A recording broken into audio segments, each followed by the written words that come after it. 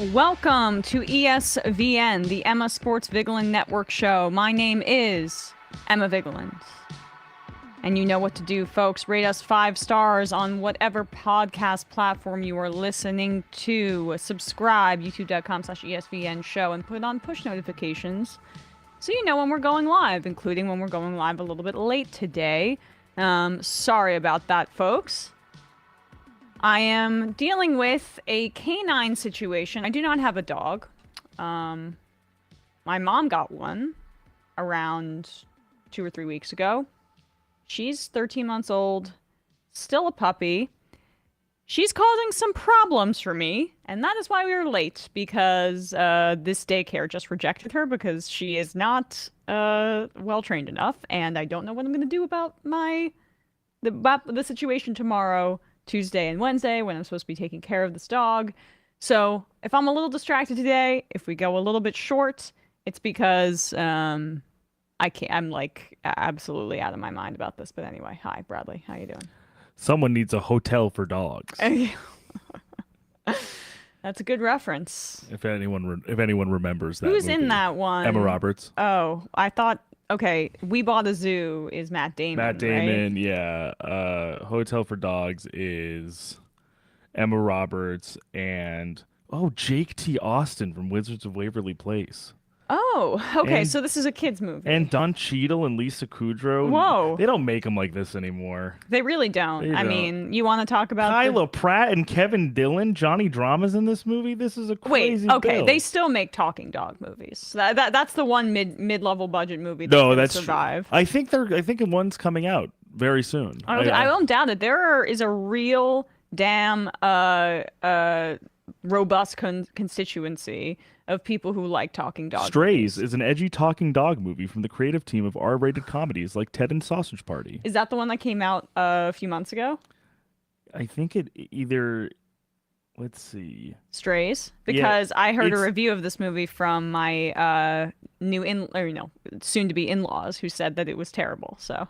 But it's out. It came out in August. Yeah, so that's definitely the same one. But yeah. Okay. Well, as you said, a cottage industry. Yeah. But yes, sympathies with you, Emma. I'm sure. And I'm the trying audience can sympathize as well. And for people that are saying go to Rover, everyone's booked up because it's Thanksgiving weekend. No, and my family didn't consider this because I'm the only one that is not away on this big vacation. I just got to say, my whole family is away.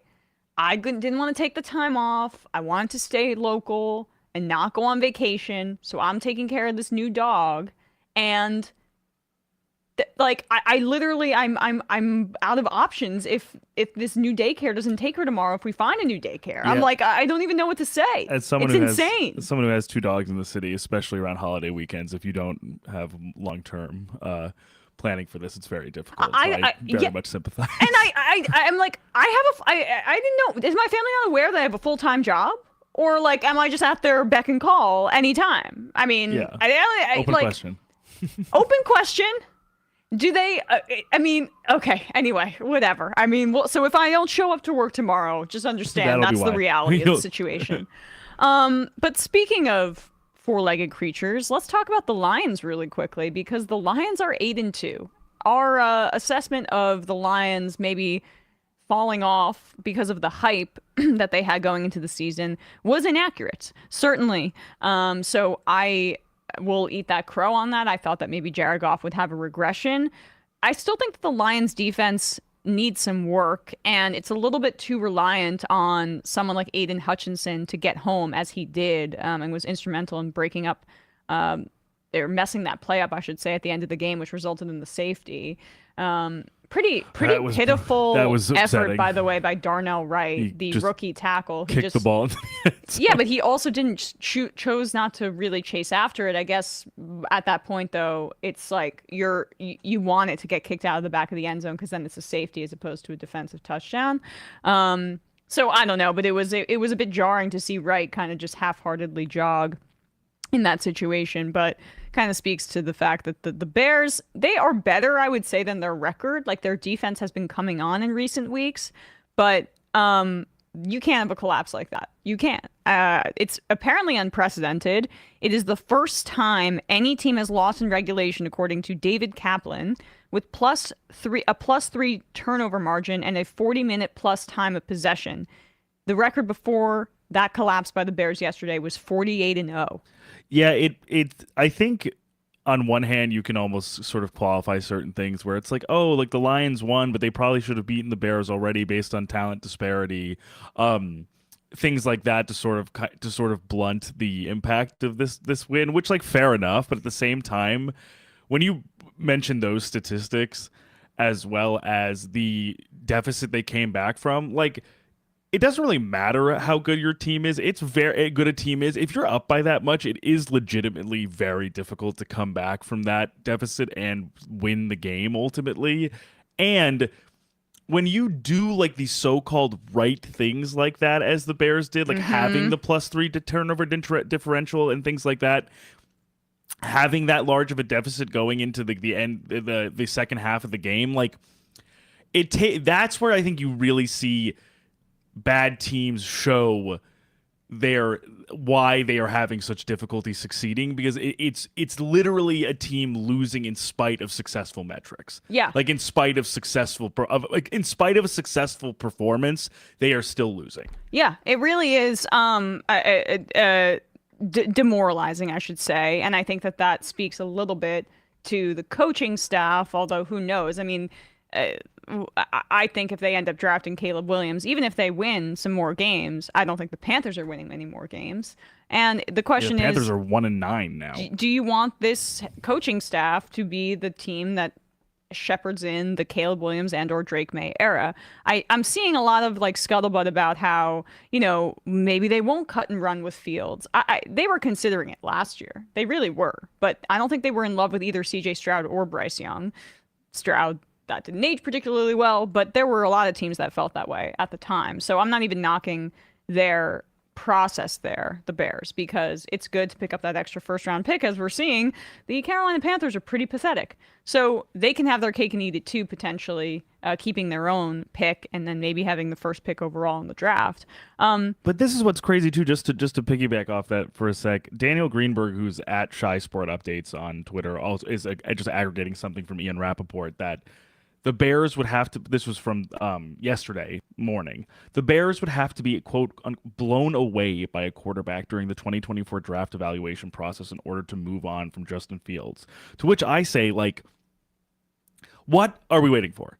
Like, not that, and this is not even a commentary on Fields. This is a commentary on the entire operation. If I'm a team like the Bears right now with the record that we have and that we're playing well and still losing this many games, and have the opportunity to have two high-end, maybe potentially two top 5, top 3 draft picks. Oh, yeah. I'm not sticking around to continue to try and trot out the old regime's quarterback, whereas I could potentially fall into having the pick of the litter of potentially not only a more generational option at quarterback in either Drake May or Caleb Williams, and potentially, whether the card chips fall a certain way, a generational prospect at wide receiver to pair that young guy with, to say nothing of the contractual obligation and financial obligation that would go with just retaining Fields as opposed to getting a rookie quarterback and rookie wide receiver under team control. Like, if that's the case, it makes like truly no sense to me what the ownership group and what Ryan Poles is thinking, if that is actually the logic. That they actually they're like, we need a massive burden of proof before we move on from Justin Fields for Drake May or Caleb Williams. With the way Drake May's been playing in particular, I think it might be enough burden for me. I think but here's like the frustration that Bears fans may have is like, is ownership with the Bears going to be like, we're not taking another UNC quarterback second overall? Didn't they take Trubisky second overall? There might be some or drama third there. Overall. No, Trubisky was second. Trubisky was second overall. Yeah. But if the Carolina Panthers hold on and they continue to be the worst team in the NFL and they get that first pick, I don't really think it's a question if it's Caleb Williams. I know that there are questions about him kind of being a prima donna, all those things that'll get ironed out. I don't know. I just think he's a new age type of player. And in defense of him, yeah. too, I think it's a real indictment of Lincoln Riley's coaching tenure at USC that the defense was so atrocious that they fired their defensive coordinator mid-season, and the fact that this team's offensive line and offensive play calling has somehow like failed this type of prospect. Like, I don't put that on Caleb's shoulders as much. Like, yes, he's had a few processing blips that didn't really show up last year. Yes, he's been a little bit more careless with the football than he was last year, but like this USC team is bad. Yeah, it's bad. It's bad. He was carrying them. He was carrying them, I think, prior, and somehow the defense was worse than it was last year, which is like shocking because they were terrible last year. Right. So just to your point, like if ultimately that's the evaluation, I guess I see what you're saying in the sense of, does the McCaskey family want to be like, yeah, we're gonna do the same thing we did 6 years ago, and look how that turned out. Yeah, I mean, honestly, it would be, and then for somehow Drake May to be a bust, it would be. Yeah, after all that, absolutely a horrible thing for Bears fans. I understand it. Then you're just like, we're cursed. But it's an interesting bind though, as you're saying though, which is like, do you want to go with the devil you know in Fields, and if this coaching team in Eberflus and Luke Getsy and the like remain, like, do you want them to be the people to try and develop a Drake May or Caleb Williams, or like do you trust Ryan Poles and Virginia McCaskey to make the right evaluation here? Like, I understand that, but I'm almost like, in the event that Eberflus and Getsy are not retained, my thought is just, why not swing for the fences and try and really, really redefine what this Bears organization is? But I mean, I'm asking that question. I have no idea if the McCaskey family is asking that same question. That's the thing, that's been the issue with them all along. But just to button things up with the Lions, like, Jared Goff played terribly. He played really badly, and his 3 interceptions were not good. He kind of got himself back in order honestly on the back of the run game in Jahmyr Gibbs and David Montgomery. Gibbs is really looking like the guy he was drafted to be. And Amon-Ra St. Brown is incredibly opportunistic and just makes the right play, the smart play at the right time. I don't think you're ever going to be blown away by Amon-Ra St. Brown's athleticism, but he's a smart player and he's gritty, and they just have a lot of options. Even Jameson Williams made a pretty clutch catch. An amazing route. Yeah. Just burned past the guy. Was that on 4th down? I don't remember what down it was, but it was just like, it was just straight up basically like heading into soft zone, then just ripped past 2 guys wide open in the end zone. That's especially after all of the drama surrounding him, just with the injury's not drama, I just mean like the injury, then the suspension, so just like a lot of waiting for him to kind of come due in terms of his the expectations surrounding him. Even a play like that, it's like, oh right, that's just an option for them. Yeah. Like if Goff is struggling, have the 1-2 punch of Gibbs and Montgomery, who do something different than each other on the ground with your maybe top 2 offensive line in the league if Goff is struggling, and then if there's one thing that they need, move the chains with Amon-Ra St. Brown, who's one of the most reliable, almost I would say like Cooper Kupp-esque receivers in the sense of just being a catch magnet in a way, just being a QB's best friend type of guy. And then having an explosive threat like Jameson Williams in that type of role is an amazing thing just to have as a contingency. Yeah, if he can get going, I mean, I'm all for that. But I'm all sorry, I'm all distracted. If Jameson Williams can be a little bit more consistent, they'll have a ton of options on offense. I just think the defense needs, probably for them to really win the Super Bowl, they need 1 or 2 more blue chip guys. But this year, I really do think they can make a lot of hay. I could see them being in the NFC Championship against the Eagles. They have done, or the 49ers. They're with the offense this explosive, and even just like having Aiden Hutchinson, even having a few guys, young guys, like Elam McNeil in the front 7, as well as Brian Branch, who they drafted as well in the 2nd round, who's honestly looking like a defensive rookie of the year candidate because of how effective he's been as a slot corner for them, and even playing in the box a little bit at safety. As you're saying, I think to make them kind of like a day in day out contender, they probably need a little bit more juice on defense. But I think just to get them out from where they were prior, which was sort of like bridesmaid status in the NFC last year, like, just their defense being a few ticks better with this incredibly explosive offense, they could definitely give even really good defenses some trouble, I think. I agree with you. So, rooting for the Lions, great story this year. Horrible story this year is the record number of season-ending quarterback injuries. Insane. I mean, we were unable to cover this on Thursday. I mean, we wouldn't have known until nighttime on the Joe Burrow front because I was sick. But Deshaun Watson out for the year. Joe Burrow out for the year with a torn ligament in his wrist. I mean, Ugh. I don't know if you've ever had. I've broken my wrist before. I had a buckle fracture when I was snowboarding when I was younger. And it's like they likened it to when you step on a can and it splinters out. That's kind of what happened to my wrist because I fell on it like this. That's such an evocative image. Yeah, I know. When a doctor tells you that when you're 12 years old, it doesn't really get out of your brain. But I have still like to this day sometimes like some issues with just like you can feel the ligaments in a weird way. Like just how sensitive and how many ligaments are in your wrist and how tied they are to the bone. It makes it quite a complicated injury. So to have a torn ligament, when I saw Joe Burrow writhing in pain when he was trying to even throw a pass, I just knew, man, this is bad. And Deshaun Watson, season-ending shoulder surgery. Joe Burrow out with that torn ligament in his wrist. But like we forget, Anthony Richardson also out for the season. He was a starting quarterback. Aaron Rodgers infamously out for the season with a torn Achilles. Kirk Cousins out for the season with a torn Achilles. Daniel Jones, a starting quarterback in the NFL, out for the season with a torn ACL. Like, this is a really, really brutal year for the quarterback position. Even Tannehill, he injured his way out of a job. Now it's going to be to Will Levis. Justin Fields has missed time. Jimmy Garoppolo missed time with his back injury. Derek Carr, I mean, semi in and out. Like, I don't really know if we've seen this many starting quarterbacks in the modern era when all of the rules are designed to protect quarterbacks. Well, phantom roughing the passer stuff and all of that. I don't know if we've seen anything like this before. I think it was either last week or the week before where from Thursday on out, just based off of,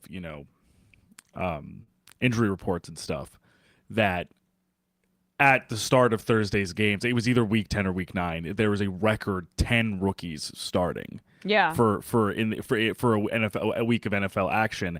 And I think that's a testament not just to like obviously certain, first level or like plan A type situations or strategies for teams not really working going to a rookie that early, i.e., as you said, Levis with Tennessee, Aiden O'Connell in Vegas, like those, I mean, even Tommy DeVito, obviously in New York, like a lot of these things in somewhat capacities were, and I say DeVito obviously because Tyrod Taylor came in for Daniel Jones. It would have been a vet coming in for him. Then a rookie ultimately had to take over as Taylor got injured as well. I think it's just a testament to how much churn we've seen that this many rookies across the draft board, like Aiden O'Connell being a fourth round pick, Dorian Thompson-Robinson in Cleveland being a 5th or 6th round pick, we're needing to step into action so much earlier than probably anyone anticipated. The Watson and Burrow injuries are on their own, of course, extremely compelling and interesting in ways. I mean, their teams were both very, very in the playoff hunt. Exactly, right? Like sad. Like Browns still are. I don't know much, but yeah. I don't think the Bengals are really anymore. Individually interesting, just because I think we saw so much drama with the Bengals, like their slow start leading into kind of rounding into form closer to halfway into the over halfway point in the season, and for this to happen and kind of, cloud their future in the AFC, especially for this season, but obviously we'll see what happens next season as well. But then also the catastrophe that is the quarterback situation in Cleveland. Yeah. The fact that just the most ignominious situation that basically no there's no victor. There would be no victors and are no victors in what the Cleveland Browns decided to do when they signed Deshaun Watson to this exorbitant deal. That if they succeeded, there would always be some sort of black mark around their success, or at least an albatross following them around a little bit. And then now, the Haslams don't care, though. They're of course, as morally bankrupt as possible, even though it just like, also, they don't care, and it doesn't really fit their style of play now as the team that's been constructed. This team, it's like a bruising team. It's a bruising power run team. Power run defensive team that is so good defensively that if they just had a quarterback who, I don't know, pick a guy.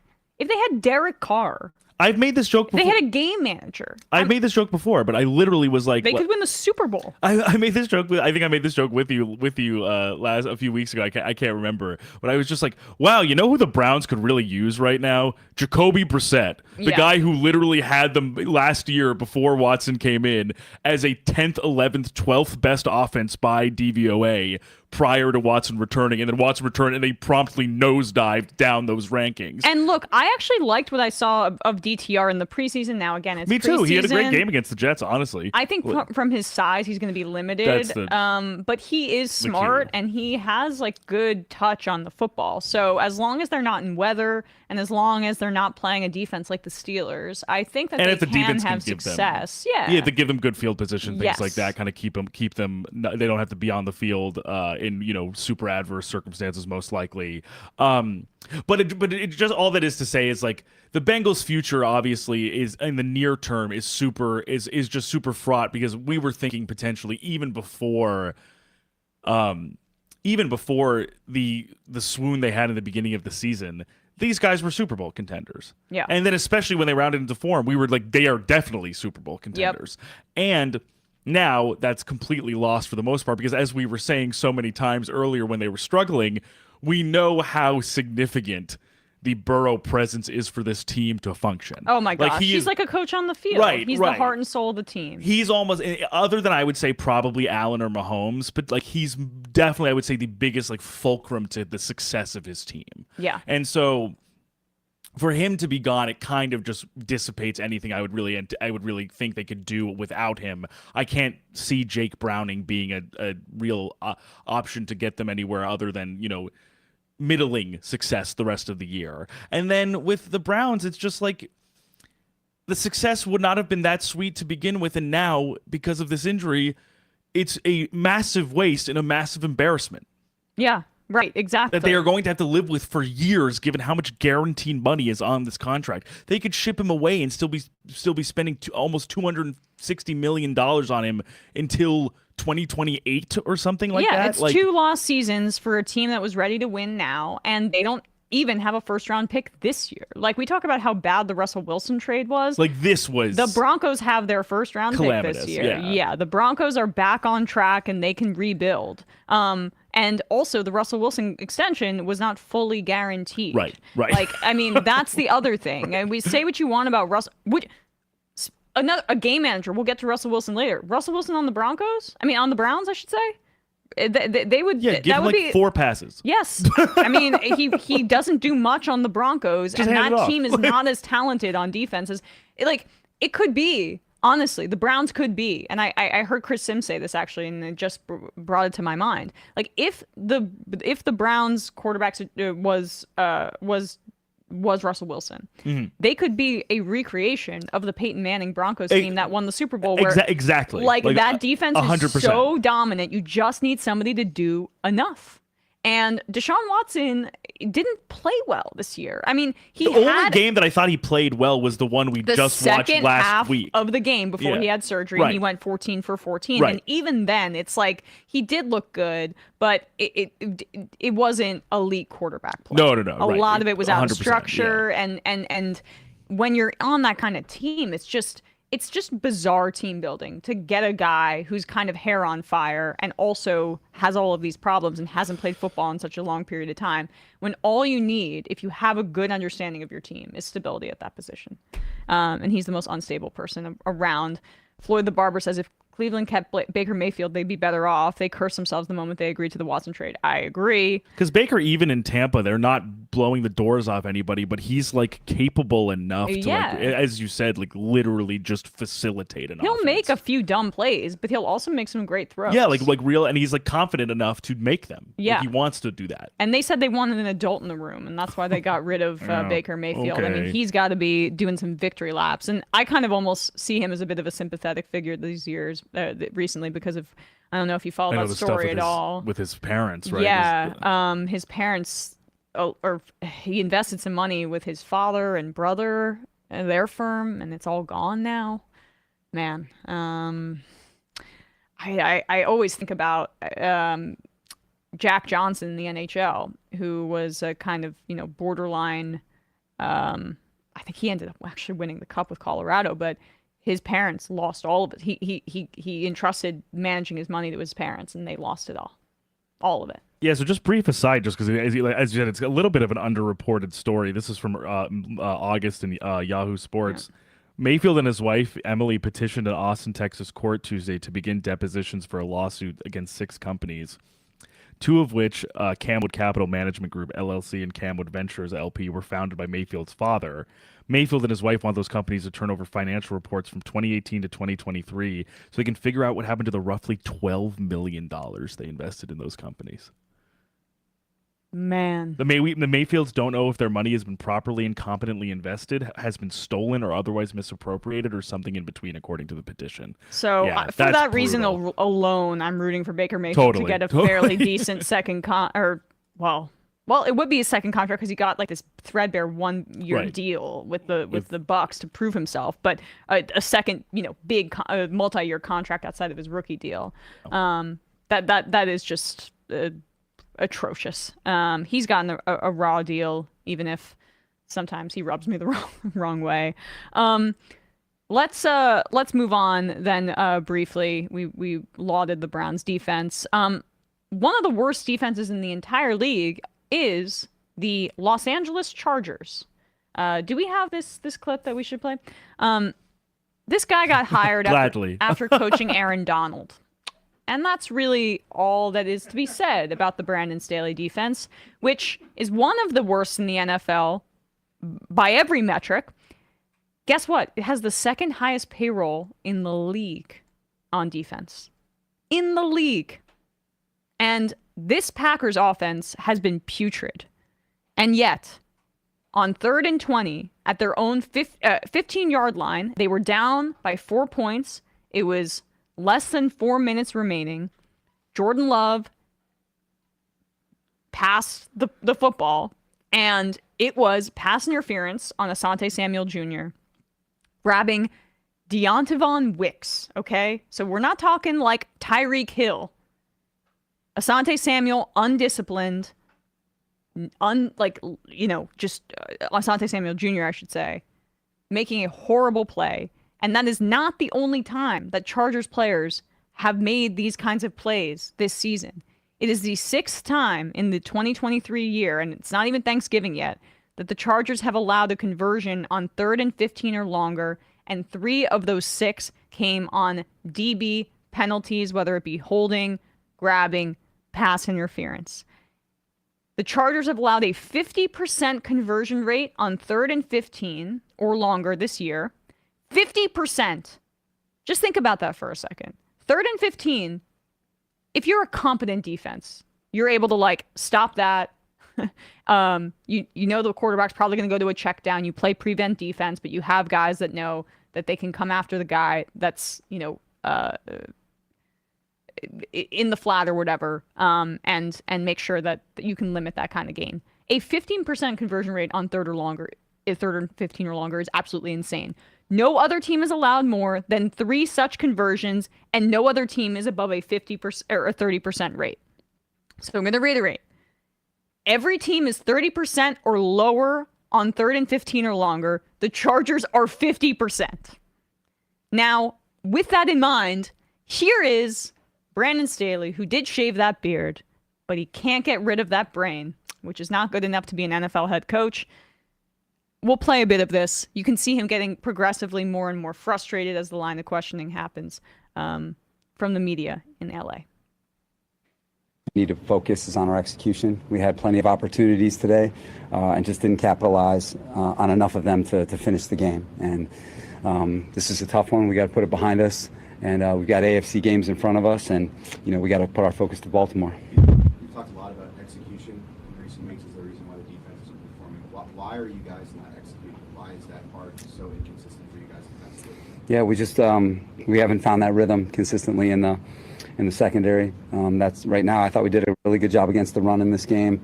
I thought we rushed well enough to win. We weren't able to turn them over, and there's these plays that that really hijack our rhythm, in the passing game, and that's where we got to put our focus. That's where it's been, and until we get that solved consistently, you're going to continue to see results like today because there's a lot of good defense being played out there, but then you can't foul on 3rd and 20. You can't cut people loose. You can't miss tackles. And we got to play cleaner football. Are you still not giving any consideration to giving up play call? No.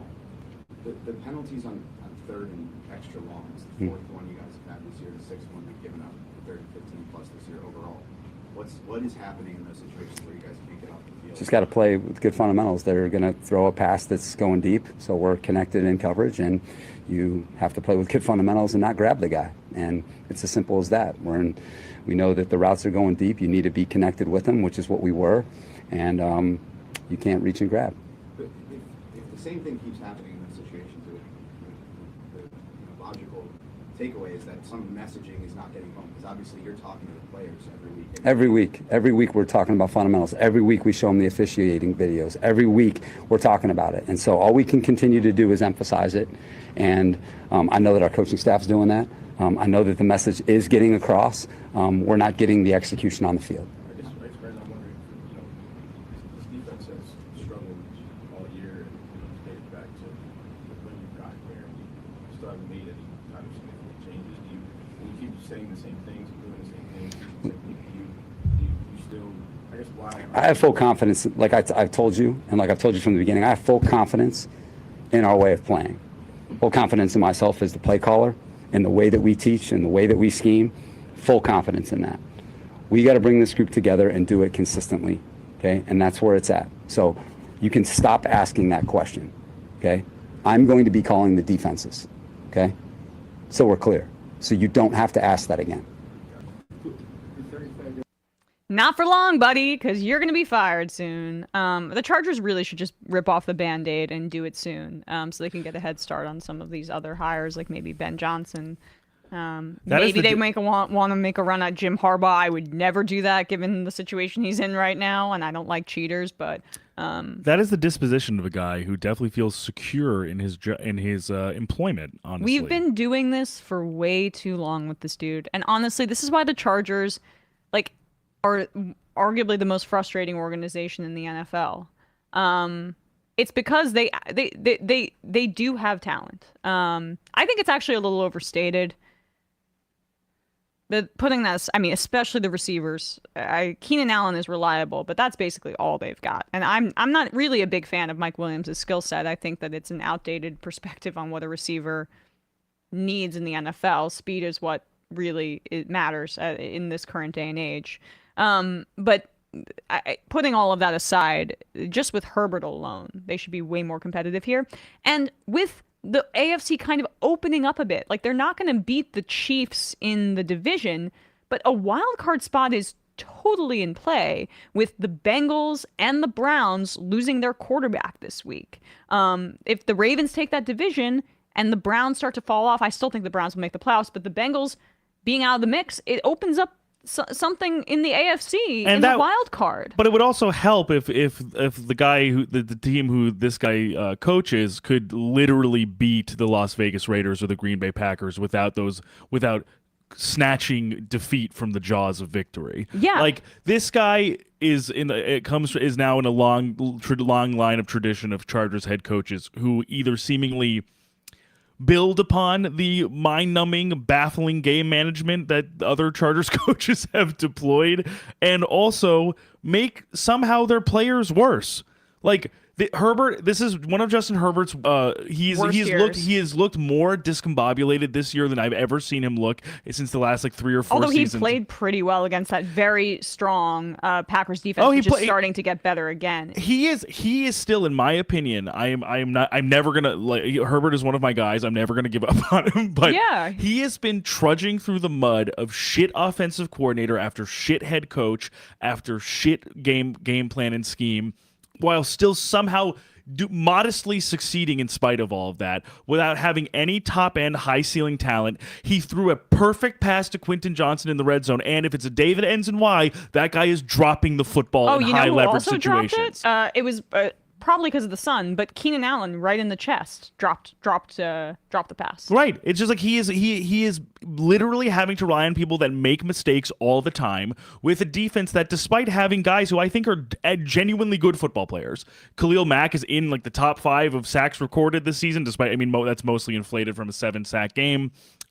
Joey Bosa is still not really been in his prime since the last few seasons, and he just, I think, sustained some sort of injury. We'll have to see what happened there. Derwin James, as the aforementioned Asante Samuel Jr., this defense should not look this bad with the amount of talent they have. Other defenses, the Texans, look better than this team with less name brand talent. It's just true, and that is completely reflective of the game plan and the coaching. This team, if these players should not look this bad, and this scheme and the cohesion of this group of players should not look this bad when a team like the Texans, who have far less pedigree, look better and look more sound. Oh yeah, it's inexcusable. It's absolutely inexcusable. And remember, early in the year, he got upset when the reporters asked a very I think. How do you feel about the loss? Or it was. Do you think that there's the stench of you guys losing, a multi-touchdown lead to the Jaguars and collapsing in the second half in the playoffs last year? Do you think that carried over? Right. And he was indignant about it, bro. You guys collapsed in the fourth quarter. I just talked about how the defense completely shit the bed against Jordan Love, who has not looked good this year, on a 3rd and long to close out the game. Your defense, as a defensive head coach, collapsed in that instance. There is consistency here. I mean, this guy's a dead man walking. I don't know who is more just clearly getting fired at the end of the year, him or Ron Rivera. It's super obvious that the Commanders are going to be moving on and finding someone else. But speaking of that team, maybe this Chargers team should pony up a few more million and try to get Eric Bieniemy.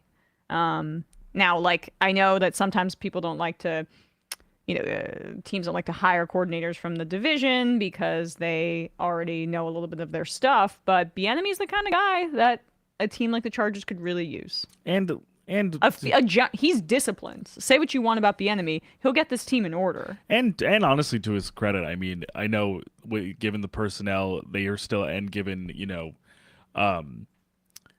some of the division rivals they have to play, they've still lost to the Giants yesterday, but the Commanders, with who they have still looked pretty feisty under Bieniemy's tenure. Sam Howell is the most passing yards in the league. I mean, it's because he's so ambitious. He also turns the ball over constantly, but I also don't think that's necessarily a function of Bieniemy.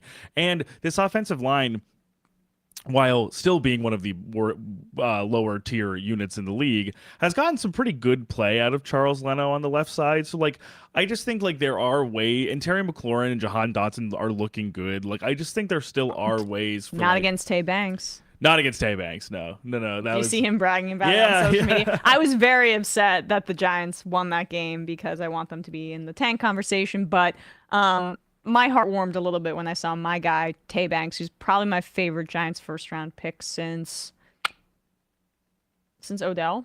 In terms of just, I was all over. I'm wanting, as soon as he fell, Although I shouldn't even say that because I thought the Giants could use different. I wanted them to go defense when they went Odell, so don't tell people that. But that's okay. We all yeah. make mistakes. But I mean, I loved that pick, and so to see him just kind of coming into his own, it gives me some faith. And Kayvon Thibodeau's coming into his own too. He's double digit guys.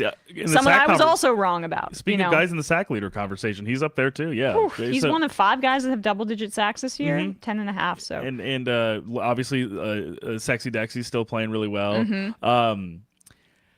All that is to say, Jason Pinnock is emerging as former a Jet. Yeah. yeah. All that is to say is I see what you're saying in that Bieniemy with even better personnel and a guy like Herbert, I do think he could actually make something happen with this guy. But also, I just think with this team, I just don't think this team. I don't think the floor should be this low, and I don't think and same thing. I don't think the ceiling should be this low with the personnel that they have. It is just perennial mismanagement of the people that they have, and trying to fit square pegs in a round hole. Your Staley is a prime example recently of not deploying his players to what they do best. It is what he wants it to be, and sticking his players in that regardless of whether it works. And guess what the Sunday night football game is? Baltimore Ravens at Chargers. Is this the time that Staley gets fired after the Baltimore Ravens smack them around? I hope so. I'd honestly love to see them score like 58 points. Yeah, I mean, look, not that the Chargers will have a home field advantage. It'll be full of Ravens fans. That's no question. Yeah, I mean, doesn't help this guy's. It doesn't help this guy's prospects that while beyond this team being incredibly disappointed, also every game is an away game. Yeah, right, exactly. So, Chargers, please fix your shit. Yeah, and get your house in order. And Dean Spanos, make Justin Herbert's situation just a little bit less horrible would be nice. Oh, and also just so we cover our tracks here. You're not absolved either, Tom Telesco. No. You got to bet. We're coming for him. We're coming for your seat as well. Clean house. No, he can't stay either. Clean house. If Brandon Staley gets fired, Tom Telesco cannot be the one finding his replacement. Full stop. Okay, but I mentioned Eric Bieniemy earlier.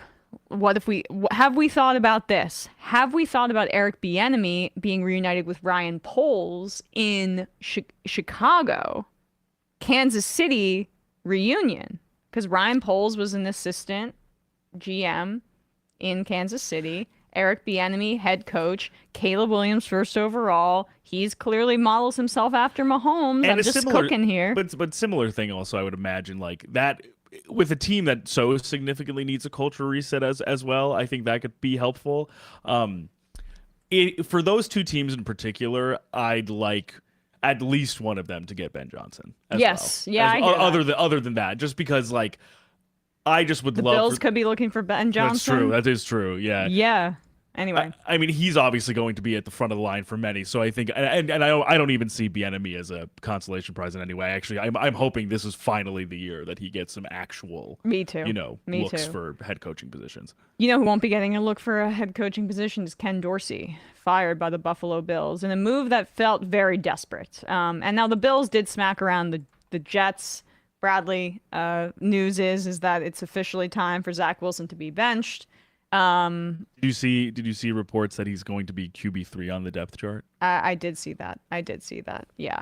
And don't know what it was about this one. Yeah. Not sure what else Robert Saleh was seeing that this time was the time he was like, I've seen enough. And I'll be honest, when Tim Boyle came into the game, it did look a little bit better. It did look a little bit more professional. Even though he is bad. He's bad. He was bad in college. I've been consistently surprised as to why he got a shot in the NFL. I mean, he went undrafted, right? He was, but he's been a backup for the last few years. He was a backup in Green Bay. I'm pretty sure he was a backup on one other team as well. He's not good. Sometimes those coaches just fall in love with the guy as a person or his processing or whatever. But enough for Aaron Rodgers to want to bring him over from Green Bay also. So go figure. Oh, go figure. Yeah, right. This is Aaron Rodgers' team. But I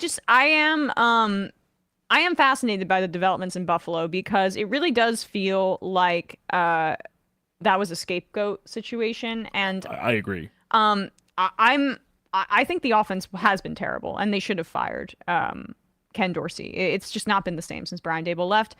But the problem is it still remains. one part of it is that the offense was not creative enough and forced Josh Allen and Stephon Diggs to do way too much, but particularly Josh Allen. Make a play, and it's basically only the Stephon Diggs. We pretend like Gabe Davis is a number 2. Not the case. Any Gabe Davis production is basically because Josh Allen is a magic man. And then the defense just like didn't really have a ton of, I would say, top end talent. They had a lot of very good talent. And then that very good talent got injured. Way, way, way too many injuries. So I do feel for them in that situation. But it was inexcusable how the offense didn't essentially have enough talent up to this point. Like, you see trades being made by the Chiefs, by other contenders, just to get in the mix, just to say, like, hey, we're going all in this year. And the Bills, it feels like their window has closed. And it's not just the offense's problem. That's part one. So I don't think Dorsey should have been the OC. It makes sense that he's gone. But I think the larger systemic problem is the way that the team is structured, the philosophy of the coaching staff, defensively minded, and Brandon Beane's roster. Like, it just does not have enough talent, and they never really met the moment and understood what they need to do. Like, let's trade for Odell Beckham Jr. when he was available from the Browns. Let's trade for a high-end pass rusher, even if it means giving up a few future assets because we think we can win the Super Bowl this year. And they could have, if it wasn't for the overtime rules that had them lose to the Chiefs in that epic blowout win a few years ago. They could have gone to the Super Bowl, and they could have won the Super Bowl. I think whoever won that game, I guess actually that was the year that the Bengals beat the Chiefs after that. But regardless, like, there were many opportunities for the Bills to bolster what they were doing, and they just never did. And I think it's falling apart right in front of our eyes. And also,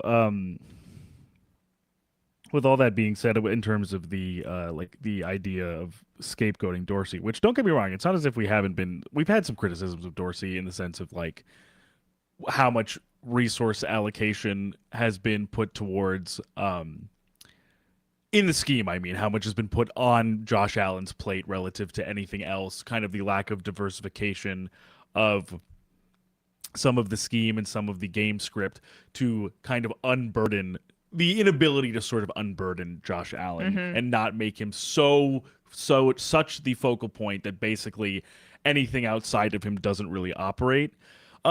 To his credit, I think there were a few creative tweaks that I think he has made. In the run game with James Cook as the primary back, with Latavius Murray as sort of a little bit of a change of pace second option, has, I think, been a little bit better than the Devin Singletary days. So I actually think that has actually improved. And I think, honestly, now the absence of Dawson Knox giving way to Dalton Kincaid sort of just fully operating the like Z tight end role of just mostly kind of being used for fake blocks and like chip blocks to then get out in space, because the best thing Dalton Kincaid does is catch footballs. Yeah. He's not an inline guy. He should be out in space catching footballs, being a big target for Josh Allen. So I think that has improved. And to be honest with you, under Joe Brady with this Jets game, it didn't look all that different. It kind of looked like they were still pushing the same buttons. And of course. Just Dorsey is just not around. And per Mina Kimes at ESPN, just to give us an idea of how the Bills offense was looking by the numbers or by metrics. This was the Bills offense for Week 10.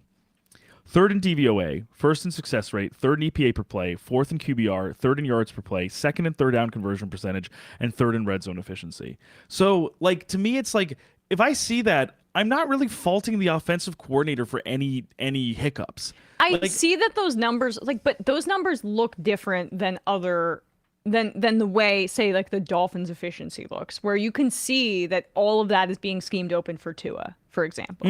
Yeah, right.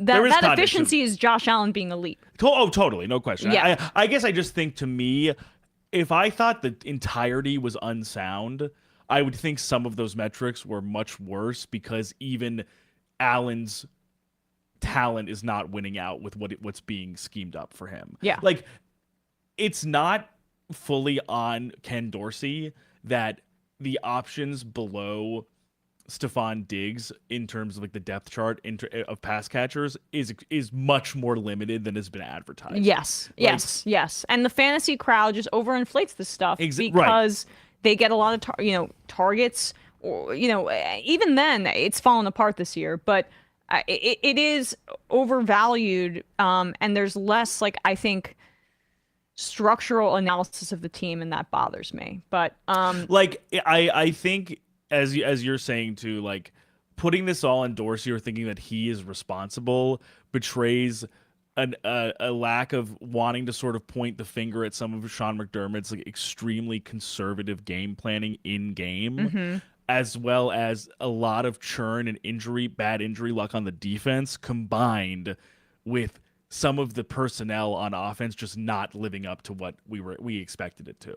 Yeah, like Khalil Shakir had like the game of his life yesterday against the Jets, and he may be, outside of maybe Kincaid and Diggs, the most reliable pass catching target.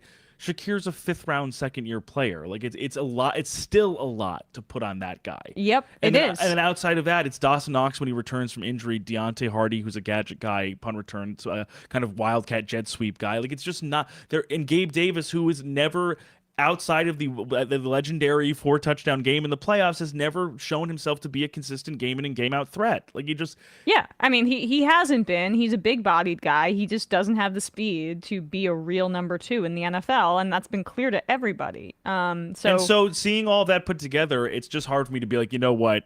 It's definitely just Dorsey's scheme. Yeah, right. Exactly. It's not. It's much more than that as well. And so I do think that they're going to be making some changes at the end of the year, because I don't think the Bills are going to make the playoffs, even though I should say now again, the Bengals losing Burrow does really give them an opening. Their schedule is just, I think, pretty hard. I'm pretty sure the Bills schedule, I think, is pretty rough. I believe, that let's look it up actually.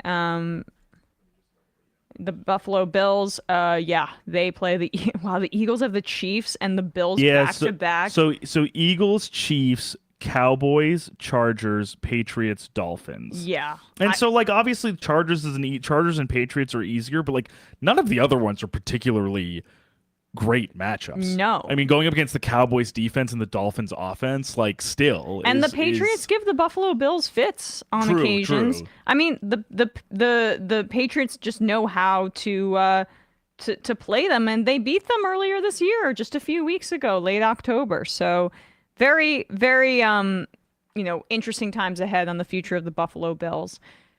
Briefly, let's touch on this too. Russell Wilson, is he fixed, is the question? I don't know. I think he's being managed. That's really my thesis here. So I saw PFF said over the last 4 games, Russell Wilson has an 86.4 adjusted completion rate, which is first, 7 touchdowns, 0 interceptions, and he has been 4-0 in the last 4 games. But if you actually watch the game, and I watched that full game last night, he's checking it down like all the time. To Samaje Perine, to Javonte Williams. He's very, very conservative on his passing, and I'm sure he's being coached in that way by Sean Payton, who is going to be more privy to what Russ is capable of. And look, it's successful. But do I think Russell Wilson will ever be an elite quarterback in the NFL again? Absolutely not. These are some of the percentages about passes thrown beyond the sticks. CJ Stroud throws 50%, 50.1, Tua 47.4, Matthew Stafford 45.6, highest percentage short of the sticks this year. Daniel Jones at 63.7%. That doesn't shock me. Mahomes is actually at 60.1, which is interesting. And Russell Wilson is at 58.4. So the numbers do back up that he is passing short of the sticks a lot. And when he is passing beyond the sticks, it's not very far. He's not stretching the field much. And I was surprised to see them give up that amazing touchdown to Courtland Sutton at the end of the game, because the whole game, the game was handed on a silver platter to the Broncos, and they would get into the red zone. They just couldn't convert. It was field goal, field goal, field goal, field goal, until finally Courtland Sutton got it right at the end, and the Vikings were unable to come back. The Broncos defense is finally coming into its own. It does appear like Vance Joseph is starting to get his kind of DNA infused into the defense, and they know what they're going to do. Surtain is back to playing at an elite level. So, like, the Broncos are coming along, and I think Sean Payton is starting to show why he was so highly revered and coveted and probably got a mega contract from the Broncos. But Russell Wilson, he's not it long term. I still, though, commend greatly the entire team and the organization for really making it work, despite limited quarterback play, but he's playing mistake-free football. That's all that certain teams need if they're talented enough. Do I think the Broncos are talented enough to win this way against most teams? No. But, or good teams, I should say? No. But still, an encouraging sign if you're a Broncos fan. And a kind of like a necessary win, too. Yeah. Because, like, to even keep them afloat in the AFC, this was huge for them to win. There are definitely still kinks to work out, but I think what I'm realizing now, seeing them play at this juncture, is like, it's very clear that this, speaking to what we were talking about slightly with like culture shifts, when culture shifts or resets are very seemingly are needed badly, that takes some time to actually like garner any sort of result. So it's kind of incredible, and I think it's a real testament to how significantly things can fluctuate in the NFL in the course of a month and a half or 2 months, sort of, that we're talking about this team this way that's kind of on the cusp of a wild card spot in the AFC, standing at 5-4, or I think they're 5-4 because I don't think they've had their bye yet. I'll double check that. But no, they are 5-4. And 5. So at 5-4, when 7 weeks ago, they had just they had 70 points hung on. Yep.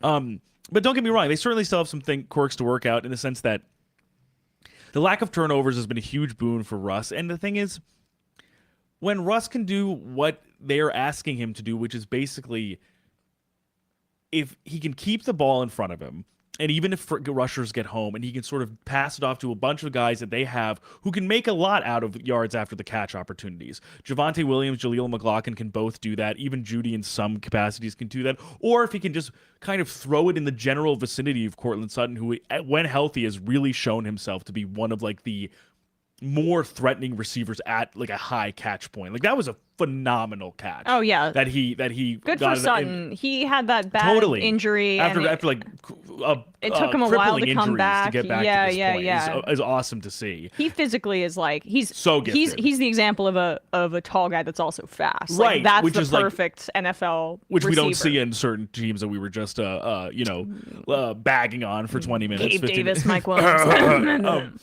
But the catch point on that, as well as the feet placement, was so amazing to see. And it just goes to show, is like, if Russ can sort of just push the easy buttons, which is dump offs or bubbles to guys like Jaleel McLaughlin and Javonte Williams with screen passes to his running backs, or throwing it to a guy who can catch most of anything in Courtland Sutton. There is something that this offense can do that's not putting Russ completely out of his comfort zone. The only issues that I think they really need to shore up, as you said, because this Vance Joseph defense is kind of congealing more than it was clearly weeks before, is penalties on both ends. That interception would have been key that Surtain got if he hadn't kind of pushed the receiver down. Yep. Even Surtain, who was I agree with you, I think one of the best corners in the league, just shoring that up.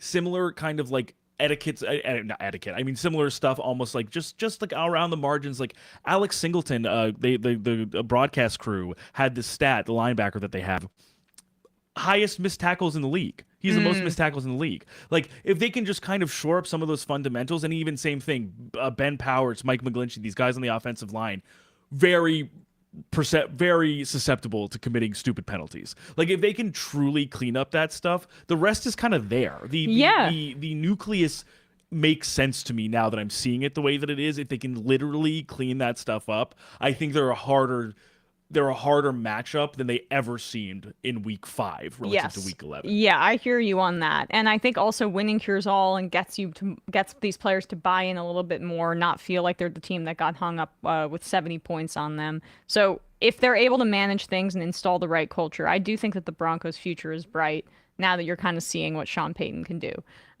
Do I think that future is limited with Mr. Unlimited? Yes, I do. Yes, I do. But for now, they're finding a way to win, and I'm oddly proud of the Broncos. On the other hand, it is interesting to see, okay, so this is why Josh Dobbs is not widely heralded. I mean, he has no zip on his passes. He's a great improviser. He's smart as hell. He can read a defense, but balls get away from him pretty easily. And when you're in Denver like that too, and it's an outdoor, non-controlled environment, even when the weather was good, you could see he lost control of some of those balls, and ended up turning it over, obviously, and throwing into triple coverage and things like that. He's a great guy, and he's got the brain and the athleticism to have success. I think the big thing for him is that he's so slippery. But he does not have a really he is a bottom third, bottom fourth of the NFL starting quarterback arm. And I think at some point when in towards the end of the game, the pass rush was getting home on the interior of the offensive line, because that's the big trouble spot that the Vikings have, which is that Christian Darrisaw and Brian O'Neill are very good at the tackle spots, but the interior of the line, like Garrett Bowles and Ed Ingram, have been consistently troublesome for them. Ingram especially. Ingram has really been a difficulty for anyone who's played behind him since he came to the league, I think 2 years ago or 3 years ago. So when that continued to happen towards the end of the game, Dobbs' escapism ultimately ran out.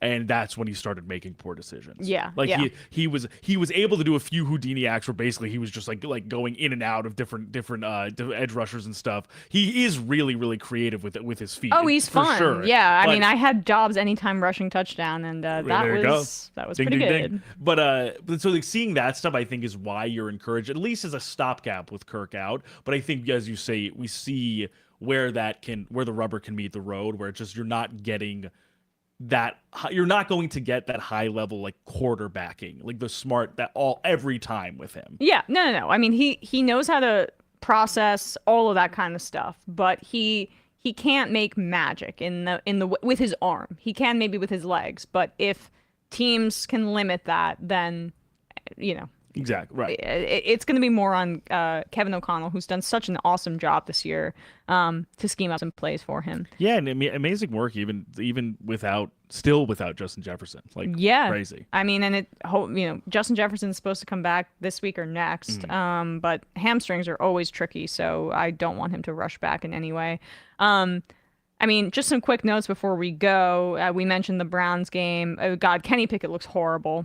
I think I saw a stat. I'll see if I can find it. I think it was Ben Solak from The Ringer. I'm pretty sure, like literally in terms of some efficiency metrics, he is like in between like Desmond Ridder and Zach Wilson. Yeah, he is not playing well. He has some pretty strong receivers in Deontay Johnson and George Pickens, and he should not be this bad. So Ben Solak, and Ben Solak, who's a comic column at The Ringer, is called The Hot Read. It's a great read. He's a fantastic analyst.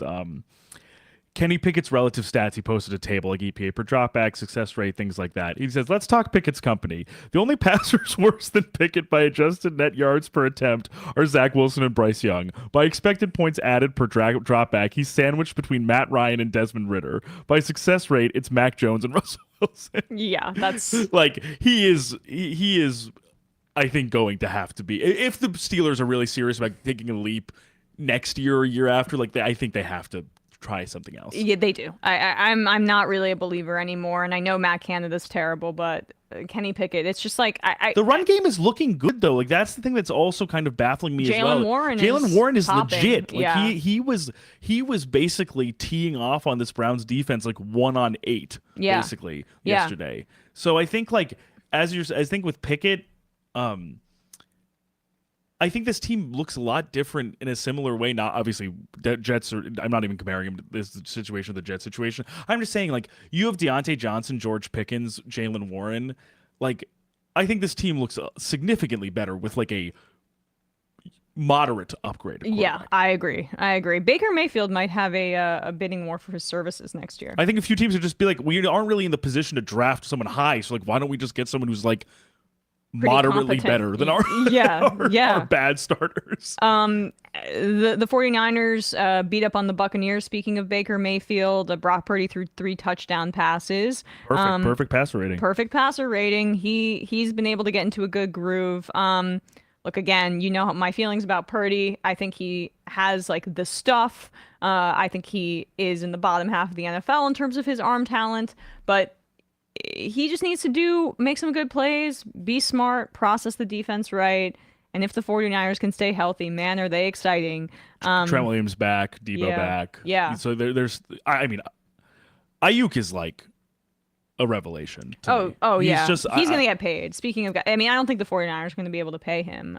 He walks into free agency if he doesn't get tagged this year. Oh, okay, yeah, interesting. Because they picked up, or did he get tagged? I need to look up his contract. Well, you keep talking about Brandon Ayuk, and I'll look up his contract. He is just, I'm amazed watching him play, like his stature and how fluid he moves. He is just one of the most incredible route runners in the league. There's not a second of wasted movement.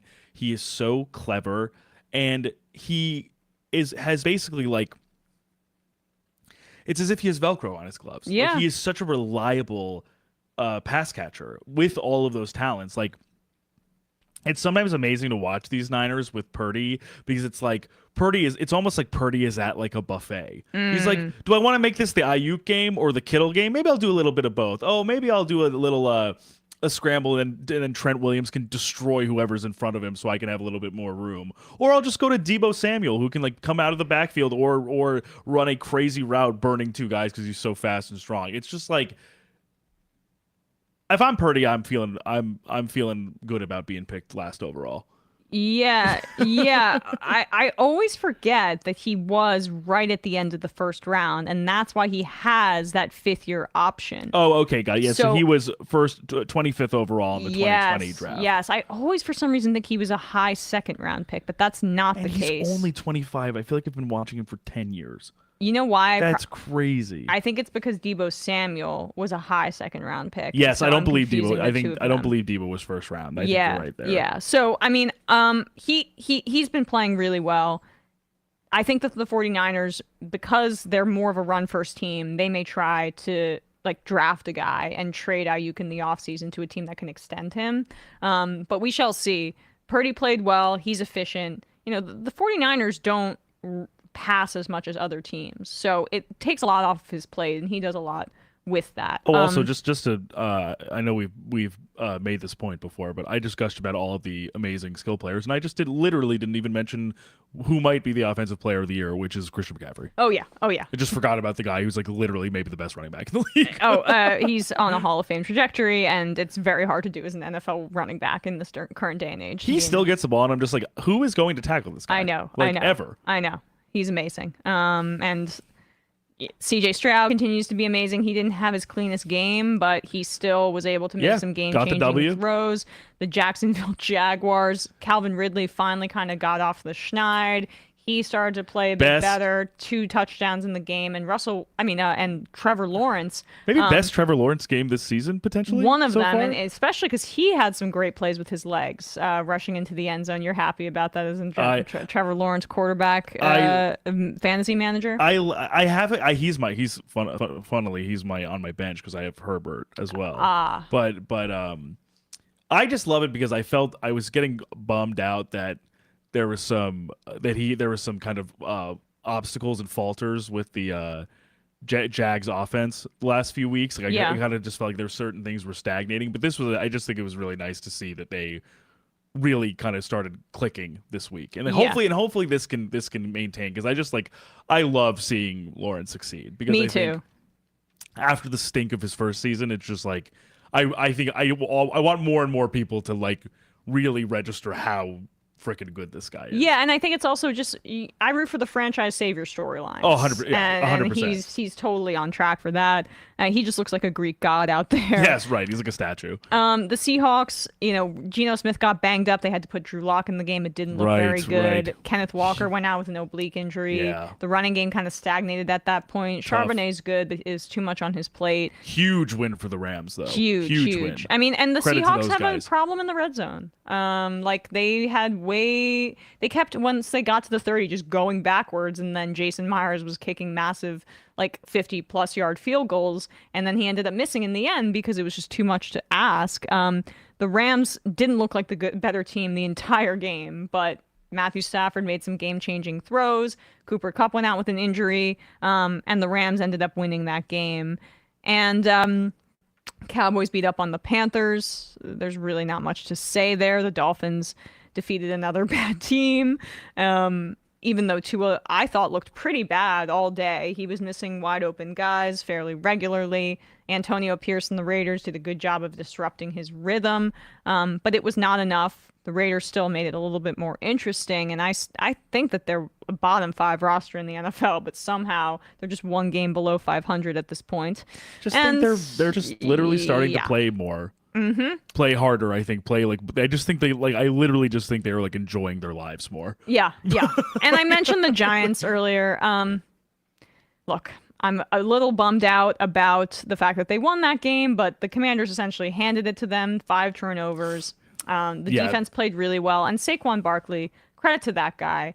I think he's corny. I don't know if I hated the draft pick, so I always have a little bit of resentment. I wanted them to take Josh Allen, and didn't work out because Dave Gettleman's an idiot. But you can't deny the talent and his competitiveness. There's a reason that every Giants player loves him as a teammate, and he put the team on his back. Had 2 touchdowns, 1 receiving, 1 rushing, I believe.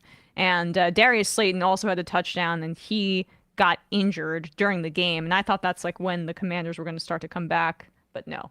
And good, and honestly, I think, as we've said, this season is a wash for the Giants, but good on them for finding a way to make DeVito playable, or at least give him something to do other than hand the ball off. And if that's just try and connect with Saquon on screen passes and things like that, they should do that, because Saquon is capable of that. Right. He actually is good at pass catching and getting yards after the catch in that capacity too. So I think that was something very clearly that DeVito could handle. And one of those throws into the end zone really wasn't that bad. It was a pretty good throw.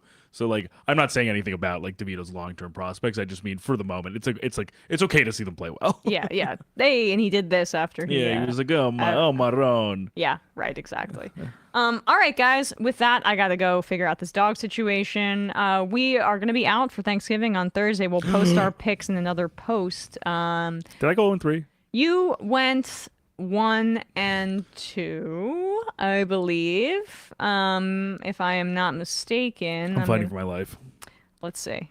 I mean, I'm 1-1, and I'm waiting to see if the Eagles cover tonight. Yeah, you had the Vikings covering +2. They only lost by 1. You had you had the Pittsburgh Steelers +1. They lost. You had the Seahawks -1. They lost. So, and also I meant to say the Steelers lost by 3. So. I had the Bengals +3.5, which 100% would have covered if Burrow stayed healthy. It was 10. He was 10. It was 10-7 when he got injured. Do you remember the Buffalo Bills covered for me, and I'm waiting on the Eagles +3. Oh, so wait, so sorry. So what's your record? I'm 1-1 so far. Oh, pretty good. I'll be either 1-2 or 2-1. Or 1-1-1. What are we thinking for tonight? What's our prediction? I am going to go Eagles 24, Chiefs 21. I had similar. I said Eagles 27, Chiefs 24. So you're going with the Chiefs? No, Eagles 27, Chiefs 24. Ah, yeah. Okay, there you go. Similar vein, just a little higher scoring. Yeah. I think this is. I think even though it's an Arrowhead, I think this is the time they beat the Chiefs. I don't know. I could. Listen. I thought this about the Super Bowl. It wasn't right, but we'll see. Yeah, we'll see. At least hope they cover. It would be a win-win for me if the stupid Eagles lost and they lost by 1 point. So, all right, guys, appreciate you all. We will see you next Monday. Happy Thanksgiving. Enjoy all Happy the football. Thanksgiving. We'll post our picks. I got too much going on to do an extra show. I'm sorry, guys. So, yeah, enjoy Thanksgiving football. Enjoy Black Friday football. Oh, God. What else could you ask for? I Tim mean- Boyle on Black Friday playing for the Jets, and if he goes out, just Trevor Siemian coming in that really is the darkest of Fridays. against the Dolphins. Black Friday foot. What else could you want? Unreal. All right, guys, appreciate you all. Peace. Bye bye.